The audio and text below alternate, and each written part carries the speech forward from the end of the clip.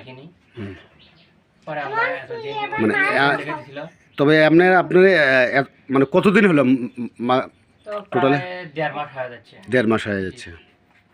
1.5 মাসে আপনার কি রুগী সুস্থ হয়েছে 1.5 মাসের মধ্যে? ঔষধ যেভাবে লেগে দিয়েছিল ঔষধ খাওয়ানো হয়েছে, কিন্তু তাতে কোনো রেজাল্ট আসেনি। আচ্ছা, তা আমি যে আজকে যে সেটা দেখলাম, দেখার পর দেখলাম ওনার তো তীব্র ব্যথা এখনও বর্তমানে আছে। জি। ওনার তো কোনো মানে কাজই হয়নি ওনার। হ্যাঁ। তা ওনারা কেমন করে বলে আপনার রুগী সুস্থ হয়েছে?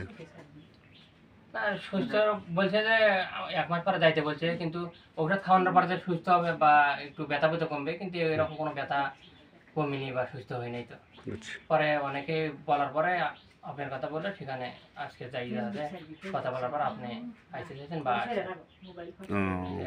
ঔষধ দিল। ঠিক আছে ভাই, আপনাকে ধন্যবাদ। আপনার বাবা আগের মতো ইনশাল্লাহ সুস্থ হবে।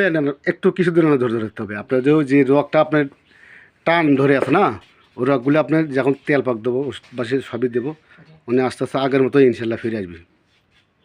আচ্ছা ভাই, আসসালামু আলাইকুম।